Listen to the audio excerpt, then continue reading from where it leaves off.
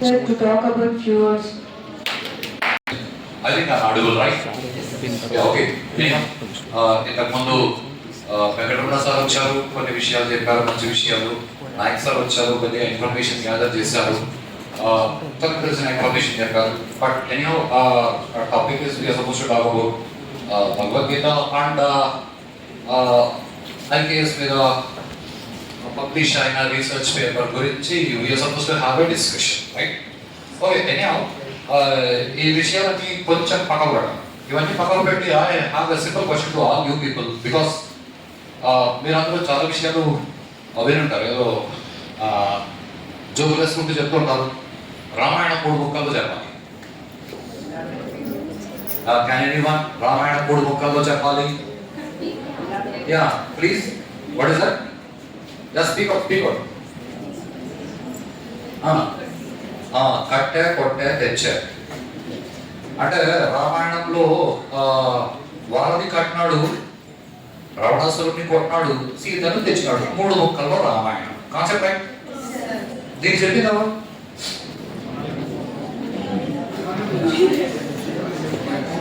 కట్టె కొట్ట తెచ్చని 3 ముక్కల్లో రామాయణం చెప్పిన ఆఖరి ఎవరు? వాల్మీకి 3 ముక్కల్లో చెప్పలేదు. వాల్మీకి 24,000 శ్లోకాల్లో ఇచ్చినాడు రామాయణాన్ని, రైట్?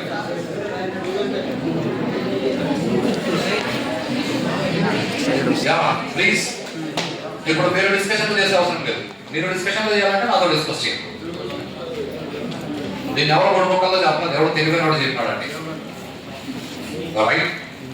ఎవడో తెలివైనవాడు రిథమెటిక్గా ఉంది, బాగుంది, కట్టే కొట్టే తెచ్చే అని 3 ముక్కల్లో బాగుంది. అలాగే భగవద్గీత గురించి 3 ముక్కల్లో చెప్పండి చూస్తాం. భగవద్గీత గురించి 3 ముక్కలలో ఎవరైనా సరే, భగవద్గీత 3 ముక్కలలో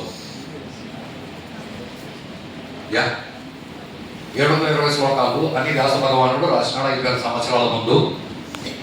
ఆ 700 శ్లోకాలు మనం యుద్ధాన్ని తీసుకెళ్ళి ఒక అరగంట 40 నిమిషాలు పడుతుంది. సీరియస్గా ఓకే, అంటే యుద్ధం జరుగుతూ ఉంటే యుద్ధానికి ముందు అర్జునుడు కృష్ణుని అడిగితే అక్కడ 40 నిమిషాలు యుద్ధం ఆపేసి కృష్ణుడు బోధ చేస్తా ఉంటే అర్జునుడు కూర్చొని వింటా ఉంటే మిగతా వాళ్ళు అందరూ చేతులు కాదు చేసుకుని వాళ్ళంతా వింటూ విన్నారా అని ఒక ప్రశ్న అడుగుతారు జనరల్గా. కరెక్టే కదా? అది పురాణంలో వ్యాస భగవానుడు 720 శ్లోకాల్లో చెప్పినాడు. అంతేగాని అక్కడ వాళ్ళిద్దరి మధ్య కృష్ణుడు అర్జునుడు మాత్రమే మాట్లాడుతున్న శ్లోకాలను తీసుకుంటే అవి శ్లోక రూపంలో వ్యాసుడు రాసినట్టు, అవి శ్లోక రూపంలో వాటిని చెప్పుకోవడానికి 15-18 నిమిషాలు చాలు. శ్లోక రూపంలో కాకుండా మామూలుగా మాట్లాడుతున్నట్లు చెప్పుకుంటే ఒక 5-6 నిమిషాల డిస్కషన్ సీరియస్గా. అర్జునుడు ఏదో అన్నాడు భగవద్గీతలో, మొట్టమొదట సంజయుడు చెప్పినాడు, ఎవరు ధృతరాష్ట్రుడు అడిగినాడు, సంజయుడు చెప్పినాడు, ఏదో జరిగింది. ఒక అధ్యాయం అంతా అర్జున విషాద యోగా అర్జునుడికి ఇచ్చినాడు. మనం కూడా ఏడుస్తున్నాం, మా కాలేజీలో అట్లా జరిగింది, మా ఇంట్లో ఎట్లా జరిగింది, ఏదైనా అట్లా జరిగింది, మనం ఏడుస్తాం, అర్జునుడు ఏడుస్తాడు. బయట పెద్ద తేడా లేదని అనిపిస్తుంది, కానీ తేడా ఎక్కడ పట్టింది అంటే మనం ఏడిస్తే అది ఉత్త విషాదం మాత్రమే. అర్జునుడు ఏడిస్తే అది విషాదం కాదు, విషాద యోగము అయి. మీరు ఏడిస్తే అది విషాద యోగం కాదా? ఇది కొంచెం జాగ్రత్తగా గమనించండి. ఫస్ట్ అధ్యాయం అంతా అర్జునుడు ఏదో ప్రశ్నలు అడిగేస్తాడు. అసలు నేను బాణం వేయను, నేను ధనస్సు వదిలేస్తాను, నేను చచ్చిపోతాను, కావాలంటే అన్ని వదిలేస్తాను, రాజ్యం కూడా వాళ్ళని తీసుకోను, ఇంతమంది నేను చెప్పాలా, నాకు కుదరదు. అసలు భీష్ముడు ద్రోణుడు వాళ్ళని చూస్తుంటే నాకు లోపల ఎలా ఉంది అంటే అసలు వీడన నేను చంపుకోవాలి, నాకు కాదేస్తుంది, బాధలో నాకు ఆ గాంధీవం కూడా చేతిలోంచి జారిపోతుంది. కావాలంటే వాళ్ళని నన్ను కొట్టి చంపేనా. దీనికి వాడి ధర్మశాస్త్రానికి సంబంధించిన కొన్ని విషయాలు చెప్తాడు. అసలు యుద్ధం జరిగి ఇంతమంది చంపేస్తే ఆ తర్వాత క్రాస్ క్యాస్ట్ మ్యారేజెస్ ఇలాంటివి జరుగుతాయి బయట.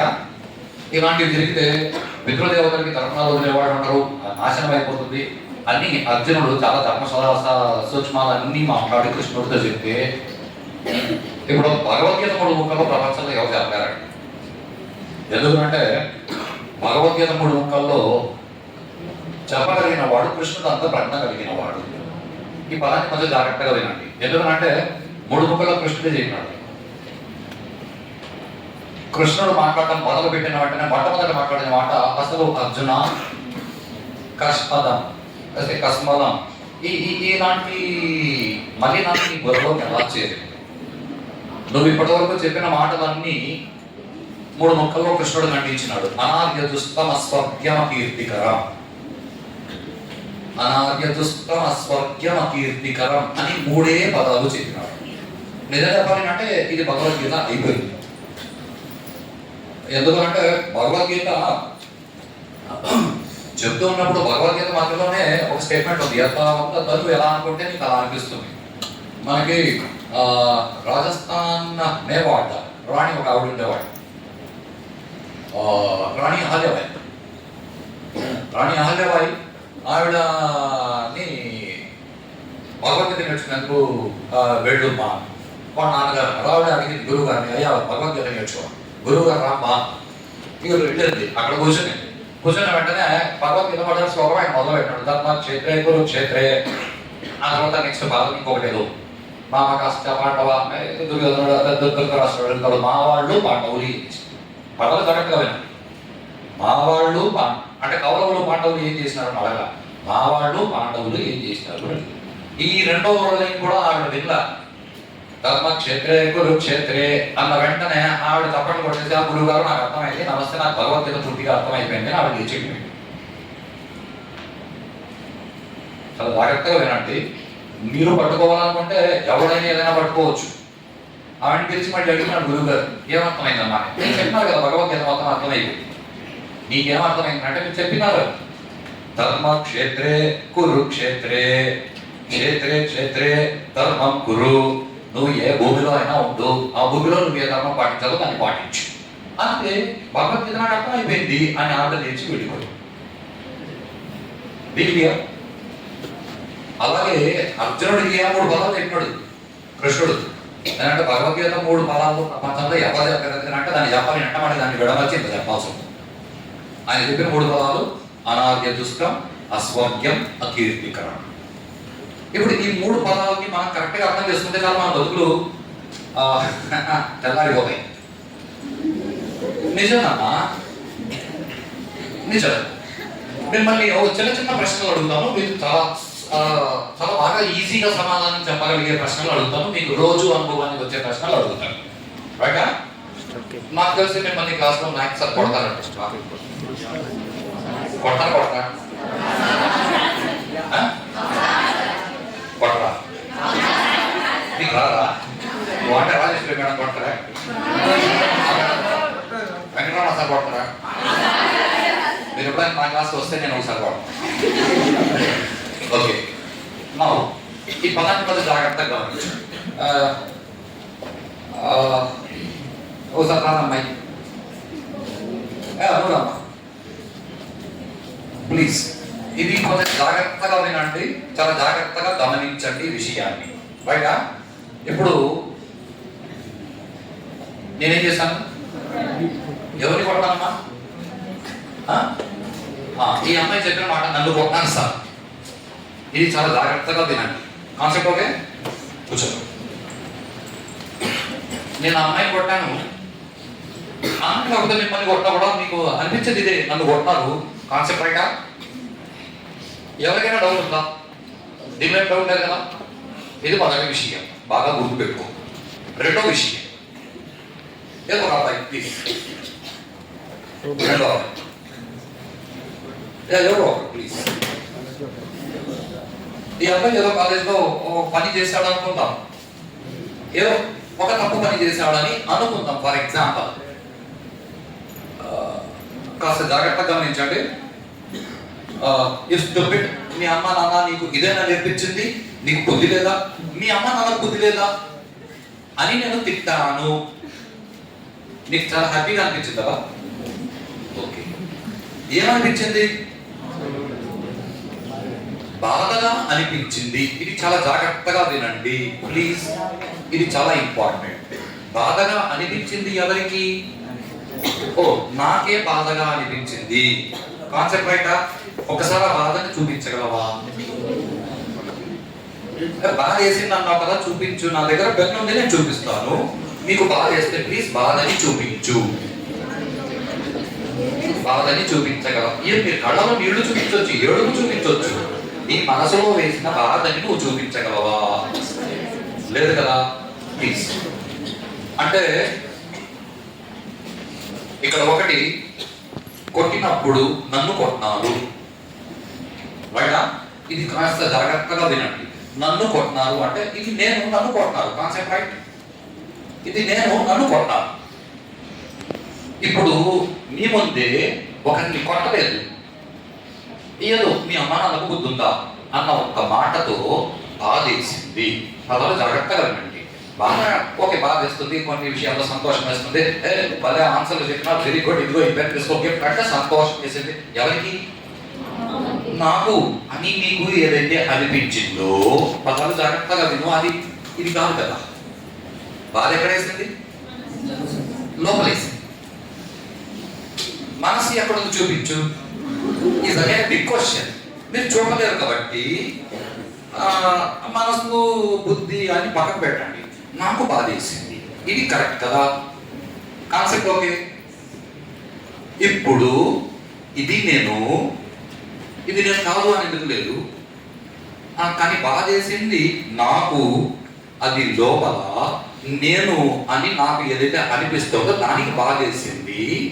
Concept right? ఇది రెండు. చాలా జాగ్రత్తగా వినండి. రాత్రి పడుకుంటారు కదా, పడుకొని హాయిగా నిద్రపోతారు. కాన్సెప్ట్ రైటా? హాయిగా నిద్రపోయేటప్పుడు మీ అమ్మగారు గులాబ్ జామున్ చేసి దాన్ని ఒక కప్పులో పెట్టి తీసుకొచ్చి మీ పక్కన పెడితే బాగా నిద్రలో ఉన్న మీరు ఆ వాసన చూసి లేచి కూర్చుంటారా? బాగా నిద్రలో ఉన్న మీరు ఆ వాసన చూసి లేచి కూర్చుంటారా? లేదు. ఏం బుక్ లేదా? ఉంది కదా. ఇది మొదటి విషయం. మరి వాసన ఎందుకు రాలేదు? సరే, అంటే డీప్ స్లీప్ లోకి ఎవరు పోయినారు? నేను పోయినా. కాన్సెప్ట్ రైటా? ఇక్కడ మూడు విషయాలు ఉన్నాయి. మూడు విషయాలని జాగ్రత్తగా పట్టుకోండి. ఈ మూడు విషయాలని జాగ్రత్తగా పట్టుకోండి. భగవద్గీత 3 ముక్కల్లో అర్థమవుతుంది. ఇక్కడ మూడు విషయాలు ఉన్నాయి. మొదటి విషయం ఏమిటంటే ఇది నేను. రైటా? ఇది నేను. రెండు, నేను అని నేను మెలకువతో ఉన్నాను. మెలకువతో ఉన్నప్పుడు నేను అనుకుంటున్నావు. నిద్రలో ఉన్నప్పుడు నేను అని అనుకుంటున్నావా? నేను అని అనుకుంటున్నావా? Is the biggest. అనుకుంటున్నావా అన్నది బిగ్ క్వశ్చన్. రాత్రి నిద్రలో అనుకోవట్లేదు. Is the basic concept. ఇది మీ అందరికీ తెలిసిన విషయమే, మీ అందరికీ అనుభవమైన విషయమే. రైటా? నౌ మై క్వశ్చన్, నేను అని నువ్వు అనుకోవట్లేదు కానీ నిజంగా నువ్వు లేవనుకో.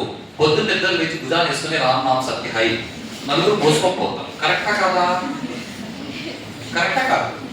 ఇప్పుడు కొన్ని పదాలని జాగ్రత్తగా పట్టుకోండి.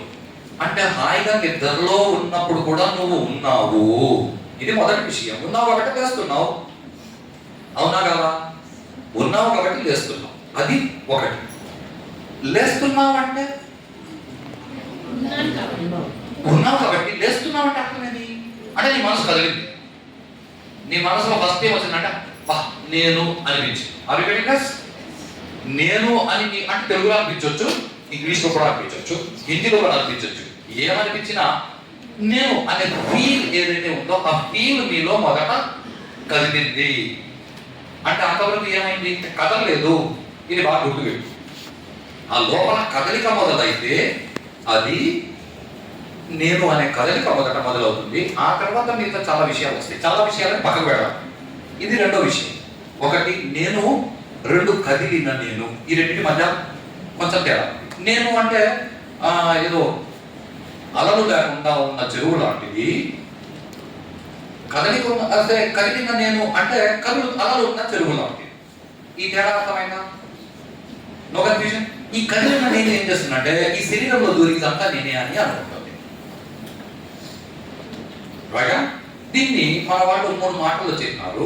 ఇది శరీరం నేను దేహాత్మ భావన పదాలు జాగ్రత్తగా వినండి. ఎందుకంటే మనకి సినిమాలు చాలా విషయాలు వాడు డబ్బు కావాలి కాబట్టి వాడు ఏమైనా చూపిస్తారు. అది చూసిన మంది నిజమని మీరు అనుకో. ఇది మొదటి విషయం. ఇది దేహాత్మ భావన. 2, ఏదైతే నేను అని కదిలిందో దాన్ని జీవుడు అని అంటాము. జీవుడు. ఈ అసలైన నేను ఏదైతే ఉందో దానిని నేను అసలైన నేను అని అంటాను. ఈ పదాలు కొంచెం జాగ్రత్తగా గమనించండి. నేను, అసలైన నేను, కదిలిన నేను, శరీరంలో దూరి శరీరమే నేను అనుకుంటున్నా నేను. 3 ఉన్నాయి కదా,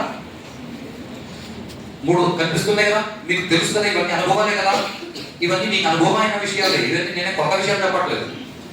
బయట ఇప్పుడు సంస్కృతంలో కొన్ని చిన్న చిన్న పదాలు ఉన్నాయి. సంస్కృతం కంటే ముందు మొదట ఇంగ్లీష్ని అర్థం చేసుకుంటాం. ఎందుకంటే ఇంగ్లీష్ రాకుండా సంస్కృతాన్ని మనం ఎప్పుడు అర్థం చేసుకోవాలి.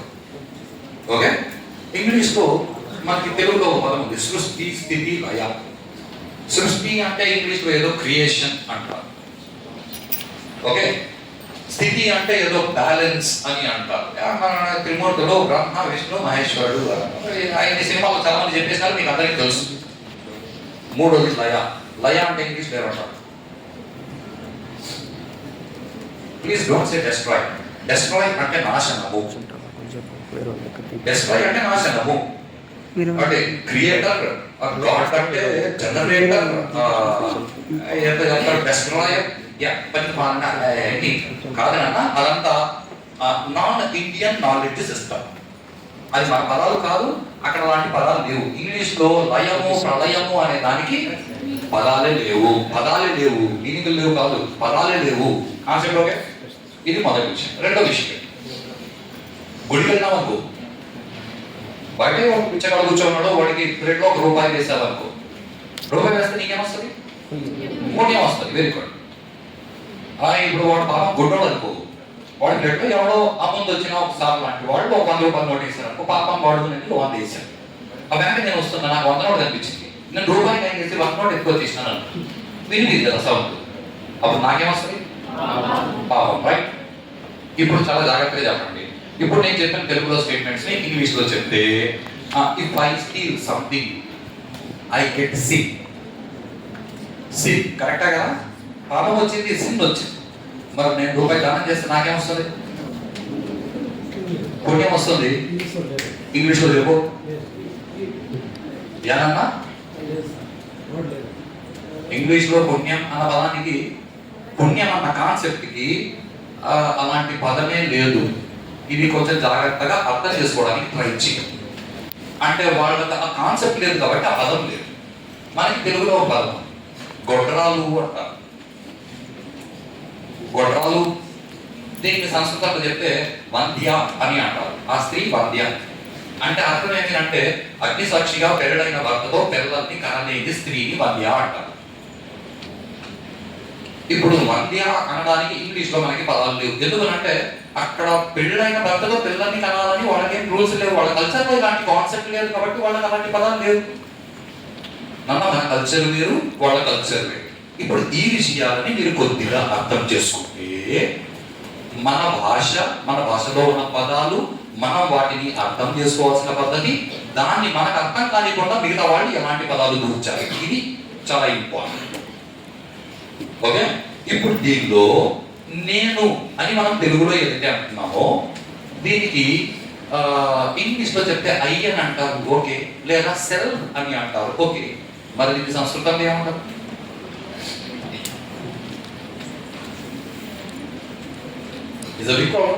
సంస్కృతంలో ఏముంది కదా, తెలుగులో కూడా అలాగే అంటారు. అహం. అహం అంటే నేను అని అర్థం. పదమర్థమైన అహం అంటే నేను. ఇలాంటిదే ఇంకొక సినానిమ్ ఉంది, ఆత్మ. ఆత్మ అంటే నేను అని అర్థం. ఆత్మ అంటే సినిమాలో చూపించినట్లు ఇక్కడ నుంచి కింది వరకు ఒక తోకలాగా ఉంది, శరీరం నుంచి అలా బయటికి వచ్చి తలకాయ రౌండ్ గా ఉంటుంది, కళ్ళు మాత్రమే అలా కనిపిస్తాయంట రౌండ్స్, చేతులు కూడా ఉండవు, ఇక్కడ వరకు ఇంకా పొడుగుగా, ఆ కింద కాళ్ళు ఉండవు, ఒక తోకలా అది కాదు నాన్న, అది ఆత్మ అంటే అది కాదు. ఆత్మ అంటే నేను అని అర్థం. ఇది బేసిక్ టర్మినాలజీ. పదవి జాగ్రత్తగా వినండి. ఆత్మ, ఆత్మ అంటే ఎవరు అంటే పరమాత్మ ఆత్మ. పదవి జాగ్రత్తగా వినండి. పరమాత్మే ఆత్మ. అంటే ఇప్పుడు నేను అని ఏదైతే నేనున్నానో అసలైన నేను. పదవి జాగ్రత్తగా ఇక్కడ మూడు నేను అనేవి మూడు ఉన్నాయి. ఒకటి శరీరము నేను అనుకునే నేను కంటే ముందు నేను నేను అని లోపల ఒకటి ఉంది. అసలైన నేను ఉంది కాబట్టి నేను నేను అని అనిపిస్తోంది. ఈ మూడింటిని జాగ్రత్తగా గమనించు. అసలైన నేను అహం, ఇది అహంభావం. అహంకారము అహంభావము అనే పదాలు మన తెలుగులో తప్పుగా వాడతారు. అహం అంటే నేను, అహంభావం అంటే నేను అనే భావన, నేను అనే భావం. ఇప్పుడు మీకు నిద్ర లేచినప్పుడు నేను అని అనిపిస్తుంది, అనిపించేది అహంభావం. మనం గర్వం అనే పదాన్ని తీసుకెళ్ళి వాళ్ళకు అహంకారం ఎక్కువ, అది కాదు, అది గర్వం. గర్వం వేరు, అహంకారం వేరు, అహంభావం వేరు. పదాలు తేడా అర్థమవుతుందా? ఇప్పుడు అసలైన నేను ఆత్మ, ఈ అసలైన నేను ఏదైతే ఉందో, అంటే మీరు నిద్రలో ఉంటే ఎట్లుంటారు? బాగా నిద్ర పట్టింది అనుకోండి, నిద్ర లేచినాక మిమ్మల్ని అడిగాను అనుకోండి, ఏంటి ఇంత లేటు? బాగా నిద్ర పట్టింది. ఓ బాగా నిద్ర పట్టిందా? ఎలా ఉంది? బాగా నిద్రపట్టి ఆ రోజు లేచినావు అనుకో, ఎలా ఉంటుంది అని ఎవరైనా అడిగితే ఏం చెప్తాను? హాయిగా ఉండింది. పదవి జాగ్రత్తగా ఉంది. హాయిగా ఉండింది. నువ్వుగా ఉంటే చాలా హాయిగా ఉండింది. నేను అనే భావంలో కదిలిన వెంటనే 100 ఆలోచనలు. నువ్వు పొద్దున్న నుంచి సాయంత్రం వరకు పోయి నీ విజిటింగ్ కార్డు అక్కడ నాయక్ సార్కి ఇచ్చి, ఆ పక్కన రమణ సార్కి ఇచ్చి, ఆ పక్కన రాజేశ్వరి మేడంకి ఇచ్చి, నా విజిటింగ్ కార్డు అందరికి ఇచ్చి సాయంత్రం ఇంటికి పోయినావు. సాయంత్రం ఇంటికి పోయి అమ్మాయి ఏం పర్లేదు హాయిగా ఉన్నామని నువ్వు అనుకునే టైంకి విజిటింగ్ కార్డు ఇచ్చినావు కదా, వాళ్ళందరూ ఇంటికి వస్తారు. ఇప్పుడు నీ కన్నా నువ్వు హాయిగా ఉండకు, వాళ్ళతో పాటు చేసుకుంటావు. నువ్వు నీ మా ఇంట్లో చేసుకున్న పని ఇదే.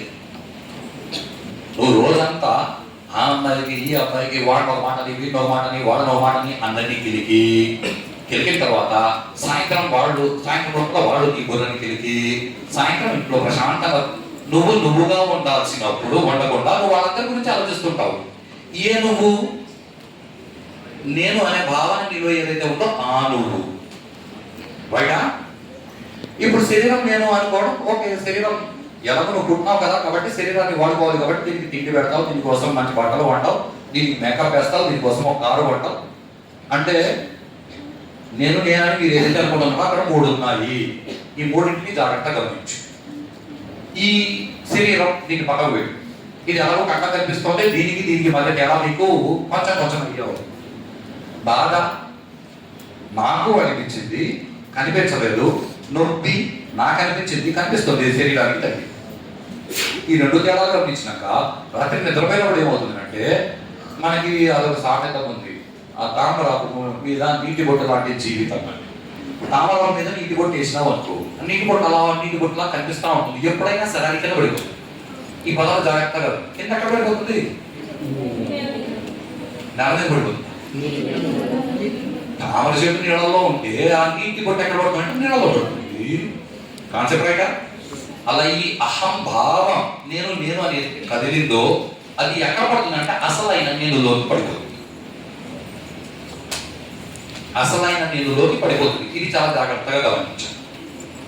అసలైన నేను అనేది లోపల ఉంది కాబట్టి మళ్ళీ పొద్దున్నే ఈ నేను అనేది లేస్తుంది. అంటే నువ్వే ఈ శరీరంలో రాత్రి పడుకొని పొద్దున్నే ఇదే శరీరంలో లేస్తున్నావు. పదలోకే ఈ శరీరంలో పడుకొని వేరే శరీరంలో కూడా లేయొచ్చు. ఈ శరీరంలో పడుకొని వేరే శరీరంలో లేస్తే ఈ శరీరం తీసుకెళ్ళి తగలెట్టేస్తారు. రామనామ సత్యహయం ఏం తేడా లేదు. రాత్రి చచ్చిపోయింది. ఇది రాత్రి చచ్చి ఎక్కడికి పోతుందంటే అసలైన నేనులోకి పడిపోతుంది. ఈ అసలైన నేను అనే పదార్థంగా బతకరాని భగవద్గీత అంతా చెప్పాడు. పైగా సరే, ఇప్పుడు ఈ మూడింటిని పక్కన పెట్టాలి. ఇప్పుడు ఈ శరీరం కట్ల కనిపిస్తుంది, కరెక్టా కదా? శరీరం కట్ల కనిపిస్తుంది. సో ఇప్పుడు ఈ మూడింటికి దానికి ఏం సంబంధం సార్? భగవద్గీతకి మాకేం సంబంధం? భగవద్గీత అర్జునుడికి చెప్పినప్పుడు మనం చెప్పలేదు కదా అని అనిపిస్తుంది. ఇప్పుడు సంబంధం పెట్టుకోవడానికి ట్రై చేస్తాం. ఒకటి శరీరము, రెండు నేను అనే భావన, మూడు నేను. ఇది అసలైన నేను. ఈ అసలైన నేను లోపల ఉంది కాబట్టి నేను అనే భావన వేస్తుంది, శరీరాన్ని వాడుకుంటుంది. కరెక్ట్ కదా? ఈ అసలైన నేను లోపల లేదనుకో, నేను అనేది లేదు, లేచిన నేను, లేయని నేను. ఇది రెండు తేడా.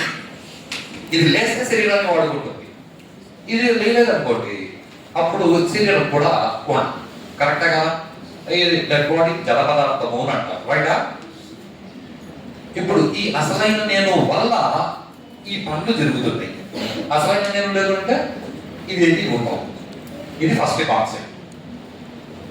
రెండు, ఇది ఉంది కాబట్టి ఇది ఈ శరీరాన్ని వాడుకొని పాపమో పుణ్యమో ఏదో ఒకటి చేస్తారు. Concept right? పాపమో పుణ్యమో చేయాలంటే ఈ లేచిన నిన్న చేస్తుంది. ఇక మూడు, ఇది శరీరం. ఇప్పుడు శరీరం ఉంది అంటే దాన్ని వాడుకోవాలి, కానీ వాడుకోకుండా మేము ఇది పెడతాము, ఊరికి కూర్చోబెడతాము అంటే రోగాలు వస్తాయి. ఆ తర్వాత ఆటోమేటిక్గా ఈ అసలైన నేను అన్నింటి వదిలేసిపోతుంది. కాబట్టి శరీరాన్ని వాడుకో. ఈ శరీరాన్ని వాడుకోవాలి అనే పదాన్ని చాలా జాగ్రత్తగా గమనించండి. చిన్నపిల్లలు మీరే కర్మ. ఒక 15 సంవత్సరాల ముందు మీరు మీ ఇంట్లో ఒకటి వేసుకోండి. 15, 16 సంవత్సరాలు అంటే మీకు ఒక 2-3 ఏళ్ళ వయసు ఉన్నప్పుడు మీరు ఏదో ఒకటి చేస్తూ ఉంటారు ఇంట్లో. చిన్నపిల్లలు అంటే ఏదో ఒకటి కెలుపుతూ ఉంటారు. ఆ వస్తువులు తీసి కింద పడేదా, ఈ వస్తువులు తీసి కింద పడేదా. పెద్దోళ్ళు మీకు ఒక మాట అంటా ఉంటారు, రే ఊరికే ఉండరా, ఊరికే ఉండుమ్మా, ఊరికే ఉండు. ఎంతో ఊరికే ఉండాలా? శరీరంతో ఊరికే ఉండు. Concept right? శరీరంతో అన్ని తీకి పడేస్తా ఉంటాను అంటే పెద్దలు చెప్పే మాట ఏంటి? ఊరికే ఉండు. చిన్న పదాల జాగ్రత్తగా కాస్త నీకు వయసు పెరిగింది దానికే. ఇప్పుడు ఈ వయసులో మీరు ఇంటికి పోయి కూర్చొని అక్కడ కూర్చొని ఎంతో డల్గా సెలబెట్టుకొని తిప్పుకుంటాట్లుంటే ఇప్పుడు ఇంట్లో కూడా చెప్తాను, ఊరికే ఎందుకుంటావు, ఏదో ఒకటి చెయ్యి. పదాల జాగ్రత్తగా విను. ఊరికే ఎందుకుంటావు, ఏదో ఒకటి చెయ్యి. అంటే నువ్వు చేసేది ఎలా ఉండాలి అంటే, సరే అమ్మ నేను బయట అంతా చెత్త దోసి బయట చెత్త తీసుకొచ్చి ఇంట్లో పోతున్నాను అంటే అమ్మ ఒప్పుకుంటుందా? అమ్మ ఒప్పుకోదు. ఈ సంథింగ్ ఇంపార్టెంట్. అంటే పనికి వచ్చే పనులు చెయ్యి. కరెక్ట్ కదా? ఎవరు చెప్తారన్నమాట? పెద్దలు చెప్తారు. అమ్మో, అమ్మమ్మో, నాన్నో, నాన్నమ్మో, అక్కో, ఎవరైనా కానీ పెద్దలు చెప్తారు. Concept right? పెద్దలు అనేందుకు సంస్కృతంలో మనకు పదం ఉంది, ఆర్యులు. ఆర్యులు అంటే మనకి పుస్తకాలు రాసిన వాళ్ళు దగ్గర ఉన్నారంటే ప్లీజ్, పుస్తకాలు రాసిన వాళ్ళు వాళ్ళు ఎన్నెందుకు చెప్పేసినారు కాబట్టి వావ్ అని అనుకోవద్దు. మీకు చరిత్రకారులు చాలా పుస్తకాలు, పెద్దవాళ్ళ శిక్షలు కూడా ఏం రాసినారు అంటే జర్మనీ నుంచి ఆర్యులు భారతదేశానికి వచ్చి భారతదేశంలో చాలా నాలెడ్జ్ ఇచ్చినారు అని పెద్దవాళ్ళ శిక్షలు కూడా రాస్తుంది. ఇప్పుడు వచ్చిన పెద్దవాళ్ళ శిక్షలు నేను కూడా చదివాను. జర్మనీ ఎప్పుడు ఏర్పడింది? జర్మనీ ఎప్పుడు ఏర్పడింది? జర్మనీ అని ఎప్పుడు పేరు పెట్టారు? 500 సంవత్సరాలు, 1000 సంవత్సరాలు, 2000 సంవత్సరాల ముందు జర్మనీ ఉండిందా? 3000 సంవత్సరాల ముందు జర్మనీ ఉండిందా? 3000 సంవత్సరాల చరిత్ర జర్మనీకి, ఇటలీకి, బ్రిటన్కి ఉన్నాయా? 2000 సంవత్సరాల నుంచి అన్ని. కానీ 5000 సంవత్సరాల ముందు వ్యాసుడు రాసిన భగవద్గీతలో అనారోగ్య దుష్టం అంటే ఆర్యులు ఆర్యులు కాని వాళ్ళు ఒప్పుకున్నారు. అంటే పెద్దలు కాని వాళ్ళు, పనికి మాలిన పనులు చేసేవాళ్ళు, వాళ్ళు ఒప్పుకునే మాటలు మాట్లాడినవరా? ఆర్యులు ఒప్పుకోని ఆర్యులు అనే పదం భగవద్గీతలో 5000 సంవత్సరాల ముందు రాసినారు అంటే జర్మనీ వాళ్ళు ఆర్యులు అనేది ఎక్కడ ప్రూఫ్లు లేవు. Concept right? ఆర్యులు అంటే పెద్దలు. సో ఇప్పుడు అర్జున నువ్వు మాట్లాడిన మాటలు ఏవైతే ఉన్నాయో ఇది అనార్య దుష్టం. మొదటి మాట అనార్య దుష్టం అంటే నువ్వు శరీరంతో నేను యుద్ధం చేయను, ఈ శరీరాన్ని కావాలంటే వాళ్ళు కొట్టేసుకొని వాళ్ళు చంపేసుకొని అదే నాకు చాలా శ్రేయస్కరం. అంతేకాని నేను నా బంధువులు నేను ఎందుకు చంపాలి, వీళ్ళంతా ఇంతమంది నేను చంపేస్తే అని నువ్వు ఏదైతే మాట్లాడినావో ఎందుకు మారిన మాటలు. శరీరం, నువ్వు క్షత్రియుడు, నువ్వు యుద్ధం చేయడం నీకు అర్థం కాబట్టి యుద్ధం చేయి. పైగా అనార్య దుష్టం. ఇంకా శరీరంతో మీరు ఎక్కడికి పోదు, శరీరం ఇక్కడే ఉంటుంది. మీరు లోపల నుంచి శరీరం నుంచి వెళ్ళిపోతే శరీరాన్ని తీసుకెళ్ళి తగలెట్టేస్తారు. శరీరం పని అంతే, ఉన్నంత వరకు సక్రమమైన పనులు చేయాలి. అప్పుడే పెద్దలు ఒప్పుకుంటారు, అప్పుడే పెద్దలు ఒప్పుకోరు. Concept right? ఇక రెండోది, ఈ నేను అనే భావన ఉందే, దీన్ని జీవుడు అని అంటారు. జీవుడు బయట జీవుడు పోయినాడండి. ఏదో అంటే 26 సంవత్సరాల ముందు నేను విన్న మాట్లాడేది, మా నాన్నగారు చనిపోతే ఎవరో వచ్చి కదిలించండి నా ఆయన పోదురా, లేదు జీవుడు పోయినాడు అని. పదాలు జాగ్రత్తగా వినండి, జీవుడు పోయినాడు అంటే జీవుడు అంటే ఎవరు అంటే ఈ అహం ప్లస్ ఈ బతుకున్నంత కాలం మనం రాసి పెట్టుకుంటాం కదా, నేను మంచోడు నేను చెడ్డోడు, వాడు జీవుడు. ఇప్పుడు జీవుడు ఇక్కడి నుంచి పోయినాడు అనుకోండి, జీవుడు ఇక్కడి నుంచి పోతే ఎక్కడికి పోతాడు? స్వర్గానికి, నరకానికి.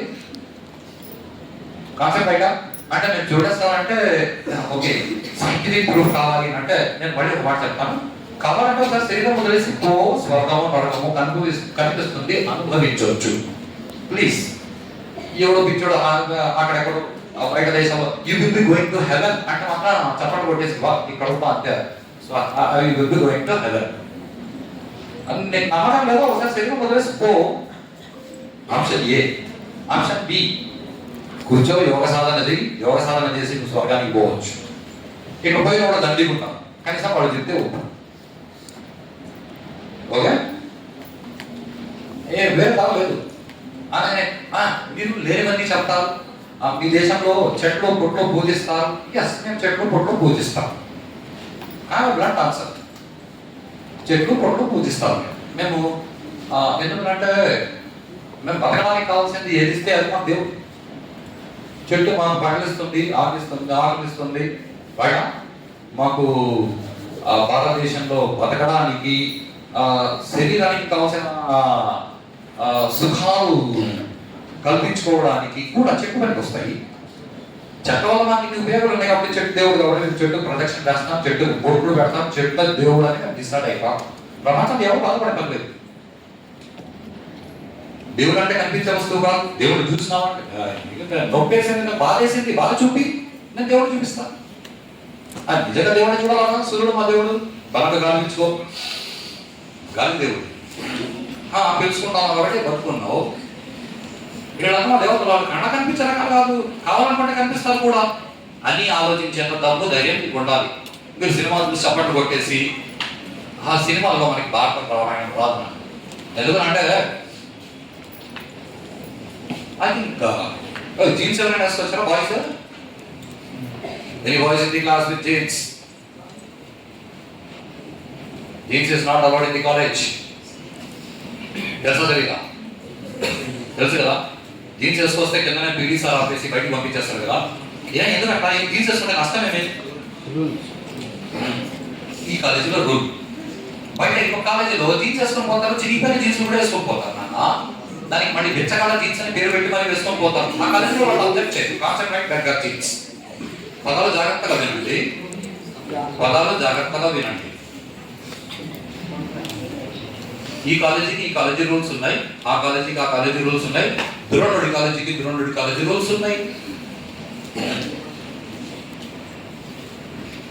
దుర్యోధనుడు, దుశ్శాసనుడు, వాళ్ళు 100 మంది అన్నదమ్ములు ప్లస్ కర్ణుడు ప్లస్ పాండవులు 5 మంది ప్లస్ జరాసంధుడు వాళ్ళ టీము ప్లస్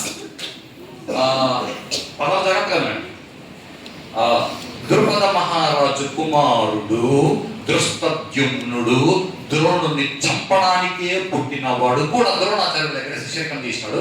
ద్రోణాచార్యుడి గురుకులంలో కర్ణుడు కూడా ద్రోణుడి వాళ్ళతో కలిసి విద్య నేర్చుకున్నాడు. అంటే తనను చంపేందుకు పుట్టినవాడికి కూడా ద్రోణుడు కూర్చోబెట్టి పాఠం నేర్పినాడు.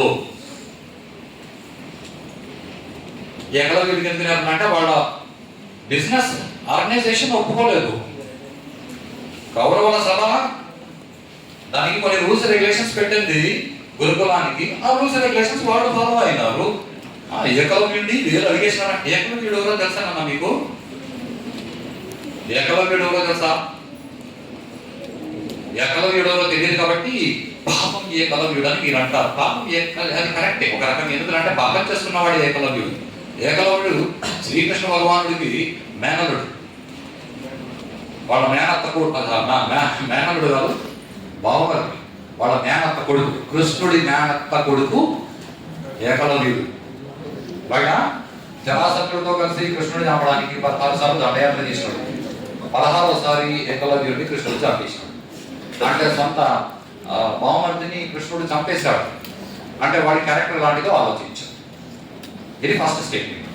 రెండో స్టేట్మెంట్, కొంచెం ఆలోచించడం మొదలు పెట్టండి.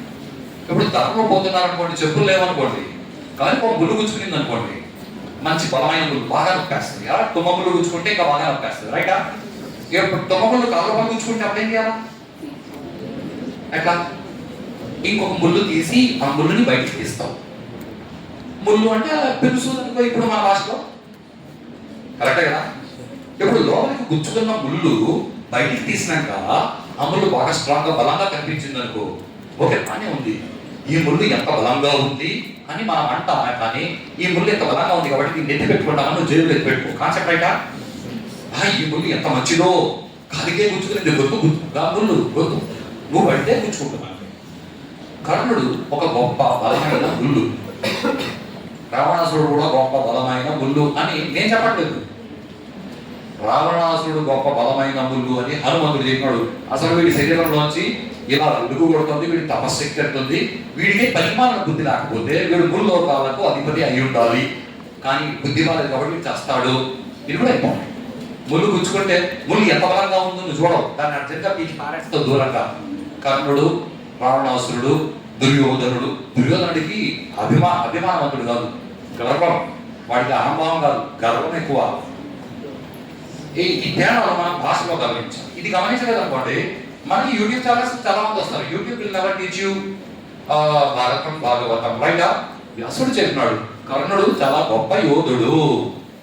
ఎంత గొప్ప యోధుడు అంటే, ఇప్పుడు ఏదో ఇది కామర్స్ లెక్చర్ మధ్య పోటీ పెడితే ఒక అర్థం ఉంది. ఒక కంప్యూటర్ లెక్చర్ ఒక కామర్స్ లెక్చర్ పోటీ ఎవరైనా కట్టారా? ఆ పోటీ పెట్టేది కంప్యూటర్స్ మీద పెట్టినారనుకో, అప్పుడు కామర్స్ లెక్చర్ ఏం చేస్తాడు? ఓడిపోతాడు. ఇప్పుడు విలువిద్యలో గొప్పవాళ్ళు ఎవరు? కర్ణుడు, అర్జునుడు, అశ్వత్థామ డాష్ డాష్ డాష్, భీముడు కదా. అదే మహాభారత యుద్ధంలో కర్ణుడిని భీముడు బాణాలతో కొట్టి తెలివితో పడిపోయేలా చేసి, అంటే కర్ణుడు భీముడి చేతిలో ఓడిపోయినాడు. ఇది బాణాలు వేయడంలో అంతగా కెపాసిటీ లేని భీముడి చేతిలో ఓడిపోయిన కర్ణుడు మహావీరుడు. అలా అంత లేదు కదా, వాడు ఏదో దానాలు చేసుకోవచ్చు. అంత మాత్రం కర్ణుడు అంత లేదు. బోడి కర్ణుడు, బోడి రావణాసురుడు. మనం ఇలాగే ఉండాలి. ఇది భారతదేశంలో ఇలాగే చూస్తారు. ఏంటంటే నన్ను ఎవరు అడిగినారు, రావణాసురుడు చాలా గొప్పవాడంటే వాడు సీతను ఎత్తుకోవడం తప్ప ఇంకేం తక్కువ చేయలేదంటే, మా అమ్మ సీత మా అమ్మని ఎత్తుకోపోయినాడు కాబట్టి వాడు చెడ్డోడు. మీ ఊర్లో వాళ్ళ అమ్మని వాడు ఎత్తుకోపోలేదేమో కాబట్టి రావణాసురుడు మంచోడని మీ ఊర్లో వాళ్ళు అంటారు. ప్లీజ్ ఇలా ఆలోచించడం అలవాటు చేసుకోండి. అందుకని ఎవరు రాముడు అంట వాళ్ళ పెంటాన్ని సీతను రావణాసురుడు ఎత్తుకోపోతే నాకు ఎత్తుకుంటే పొద్దున నిన్ను ఎత్తుకోబోతాడు. అప్పుడు మాట ఎందుకంటే మేము గమనం ఉండాలి. Please, you need not encourage Ravana, you need not encourage Karna, you need not encourage Duryodhana, you need not encourage these kind of characters అని ఋషులు చెప్తే మనం మూసుకొని దాన్ని వినాలి. మనం ఋషుల్ని కామెంట్ చేసేంత గొప్ప స్థాయికి మనం వెళ్ళదు పైగా. సో మొదటిది అనారోగ్య చూస్తాం, శరీరంతో సక్రమమైన పనులు చేయాలి. రెండు అస్వర్గ్యం, అంటే లోపల నేను అనే అహంభావం ఏదైతే ఉందో ఈ అహంభావము ఎలా పనిచేయాలంటే స్వర్గానికి పోయేలా ఉండాలి. ఇప్పుడు నువ్వే మాటలు మాట్లాడతావో నేను యుద్ధం చేయను నాకు ఎందుకు ఇవన్నీ అని, ఆ మాటల వల్ల నీకు స్వర్గం లభించదు. మూడు, ఈ అసలైన నేను లోపల ఉంది కాబట్టి కదా ఈ రెండు లేస్తున్నాయి. కీర్తి అనేది అసలైన నేనుకి సంబంధించింది. ఆ నేను లేకపోతే శరీరం ఎక్కడి నుంచి వస్తుంది? లోపల నీ వెంకటరమణ సార్ గారు చెప్పినట్లు నువ్వు గుడ్ థాట్స్ ఎలా ఎక్స్ప్రెస్ చేస్తావు? అది చేయాలంటే అసలు నేను అనేది లోపల ఉండదు కదా. అంటే కీర్తి అపకీర్తి రెండు దానికి సంబంధించినవి, అసలైన నేనుకు సంబంధించినవి. కాబట్టి అనార్యదుష్టం, అస్వర్గ్యం, అకీర్తికరం, అంటే అసలైన నేను కూడా కీర్తి ఉండదు అని చెప్పి దానికి కంటిన్యూషన్. ఈ మూడు పదాలని శరీరానికి సంబంధించి అనార్యదుష్టం అనే పదాన్ని కొన్ని శ్లోకాలలో విడమర్చి చెప్పినాడు. దాన్ని భగవద్గీతలో మన వాళ్ళు కర్మయోగము, కర్మశక్తము అని 6 అధ్యాయాలుగా వ్యాసభగవానుడు రాసినాడు. రెండోది అనార్యదుష్టం, అస్వర్గ్యం. స్వర్గానికి పొయ్యేలా నువ్వు బతకాలి అంటే నువ్వు ఎలా బతకాలి దానికి పద్ధతి లేని అని మళ్ళీ 6 అధ్యాయాల్లో వ్యాస భగవానుడు విడమర్చి రాసినాడు. దాన్ని భక్తి యోగము అన్నాడు. ఇక మూడోది ఏదైతే ఉందో అకీర్తికరం, దానికి సంబంధించి కృష్ణుడు ఏ గైడెన్స్ ఇచ్చినాడో దాన్ని బాగా విడమర్చి జ్ఞాన శబ్దం అని 6 అధ్యాయాలు, మొత్తం 18 అధ్యాయాలు భగవద్గీత ఇచ్చినాడు. భగవద్గీత మొత్తం 3 బుక్కల్లో మనం చెప్పలేము. దాన్ని కృష్ణుడే చెప్పాడు. అది అనార్యదుష్టం అస్తవ్యం అకీర్తికరం. అదే విషయాన్ని తీసుకుని ఈ సోహం అన్న పేపర్ పబ్లిష్ అయింది. ఆ పేపర్ని మీరు కూర్చొని ఒకసారి కాలేజీ వెబ్సైట్లో ఉంది, మీరు డౌన్లోడ్ చేసుకొని ఒకసారి చదవండి. నువ్వు దేంతో బంధించుకుంటే నువ్వు దానిగా తయారవుతావు. నువ్వు దేంతో బంధించుకుంటావు ఇది నువ్వు ఆలోచించి డిసైడ్ చేసుకో. రైటా? Thank you very much. Thank you, sir. Thank you, everyone, for your valuable votes. Thank you, students.